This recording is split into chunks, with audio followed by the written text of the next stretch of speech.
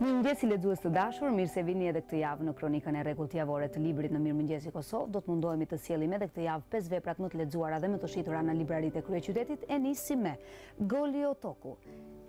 Meriman Braha, histori e trisht e një krimi shtetëror jugoslav të burgosurit politik shqiptar në Goli Otok 1949-1961, siç e thash, autor është Meriman Braha, i lindur në 1946, është pjesëtar i një familje të njohur me tradita adhetare, gjithashtu një veprimtar i shquar i kohës, ka sjell këtë histori të trishtë të një krimi shtetëror jugoslav, duke ia dedikuar shqiptarëve të dënuar, sepse guxuan të kërkojnë lirinë dhe çlirimin kombëtar nga zgjeta jugoslave, që kaluan golgotën e burgjeve politike dhe të torturave më të egra, për qëndresën e tyre stoike dhe dinjitoze në mbrojtjen e kauzës së madhe të së drejtës etnike dhe historike të popullit shqiptar, për dashurinë e tyre të zjarrtë, sinqert për atë dheun me sakrifica sublime personale dhe familjare, mirënjohje dhe nderim i përjetshëm për gjithë ata që e përjetuan në një ose në një formë tjetër këtë Golgot.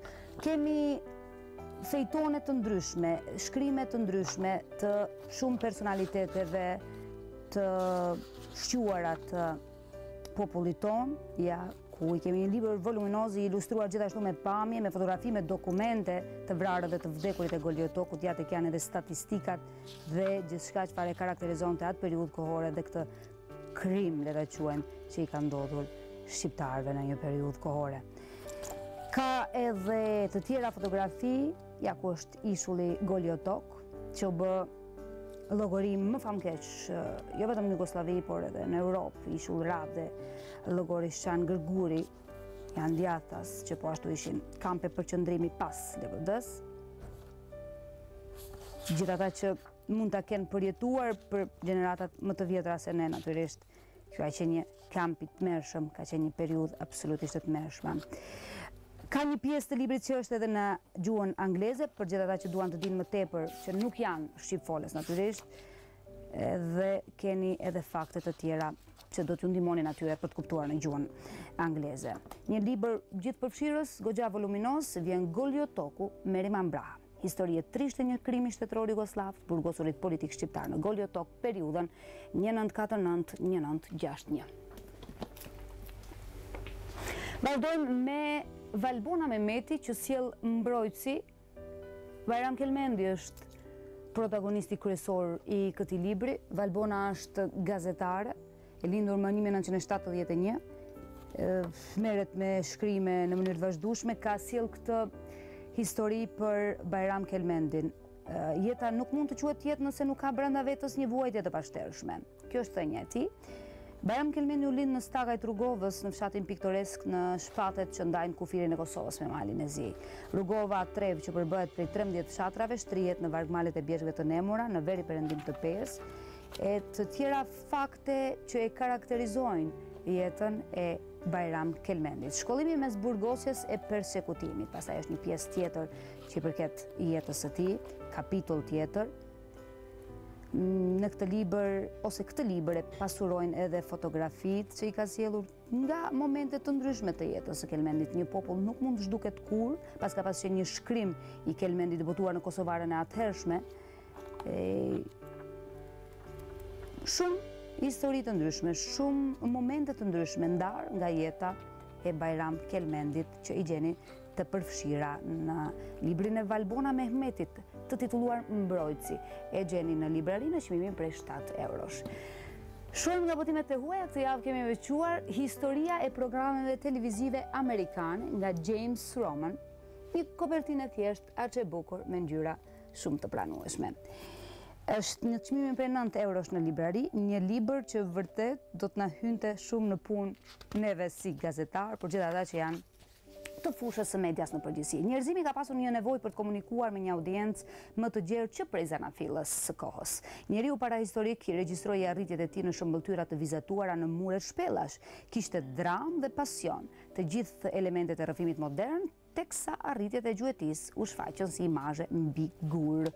Le të shohim se çfarë përfshihen dëshmitar për historinë, gjitha periudhat kohore, që nga krijimi i televizionit e deri në atë që quhet televizioni më modern e që gjejmë në Shtetet e Bashkuara të Amerikës dhe në Britaninë e Madhe, sepse çdo ditë më tepër po evolon kjo pjesë, historia e programeve televizive amerikane, është një libër shumë domethënës, gjithë përfshirës, shumë voluminos, që dua që të mos si mungoj këtë javë. Dua që ta lexoni, unë për vete mezi po pres ta kem në duar dhe ta lexoj faqe e për faqe, sepse vërtet do të më ndihmonte shumë edhe në profesionin tim, por edhe ua preferoj edhe kolegëve të mi, sigurisht për ta lexuar. Nejati Gjumali është libri tjetër, autor ky që vjen me Maqedonia 1900, një kopertinë e Maqedonisë së asaj kohe, do të jetë shkrimtar turk. E në fakt nuk na del kështu, sepse Gjumali ka lindur më 1921 në Florina në Greqi, pastaj ka shkuar në Stamboll ku edhe e ka kryer shkollimin dhe është formuar si shkrimtar dhe si njeri. Rrymat nacionaliste të përhapura në fundin e shekullit kaluar kanë hapur konflikte të rënda dhe të përgjakshme ndërmjet maqedonasve, duke përdorur ndryshimin e gjuhës e të fesë. Pavarësisht kësaj, populli maqedonas vazhdon të mbajë marrëdhëniet e veta të bazuara në miqësi e vëllazëri.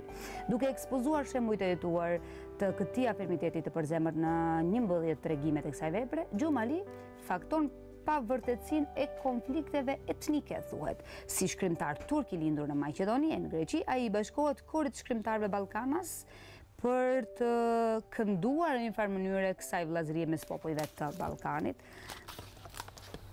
Tenxheria blu, ajo çfarë mund të shohim sigurisht tani, e të tjera kapituj që e karakterizojnë këtë libër, që babai im, shtëpia jonë, që flet për, hajde le ta quajmë këtë vëllazërinë mes shteteve të Ballkanit. Maqedonia e 1900-s është libri i dytë që ne ua prezantojmë tek botimet e huaja. Vazhdojmë me enciklopedinë për fëmijë. Këtë javë kemi veçuar mbretreshën e Borës, dhe kush nuk e do e nuk e njeh Elsën dhe Anën, këto mbretresha të Borës, këtë magji mes motrave. Ky cikël i librave me pralla klasike Unë jam nga toka e zanave është në mënyrë të kujdesshme i dizajnuar për fëmijët e vegjël. Prallat janë të shkruara në një gjuhë të qartë dhe të kuptueshme për fëmijët. Ilustrimet e përshtatura me tekstin japin librave ngjyra fantastike dhe gjallërojnë tekstin. Tani shfletoj këtë prallë dhe nis një udhtim magjik. Me që më propozuan, unë po e shfletoj dhe po nis këtë udhtim magjik. Ta gjejmë ku është Olafi.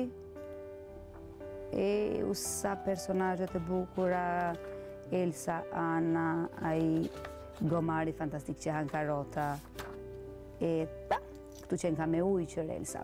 Por, gjithsesi mbretresha e Dëborës, unë jam toka e zanave, është një magji e vërtet që do t'ju mbërthej këtë javë, fëmijët e mia të vogla. Mbretresha e Borës. Maqedonia 1900. Historia e programeve televizive amerikane. Mbrojtësi dhe Goliotoku, historie trishte një krimi shtetëror jugoslav, periudha 1949-1961. Janë veprat që ne radhitëm këtë javë në vitrinën e mëngjesit. Lexoni, ne bashkë do të takohemi javës që vjen.